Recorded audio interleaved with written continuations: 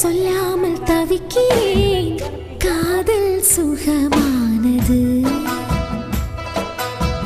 வாசற்படி ஓரமாய் வந்து வந்து பார்க்கும் தேடல் சுகமானது.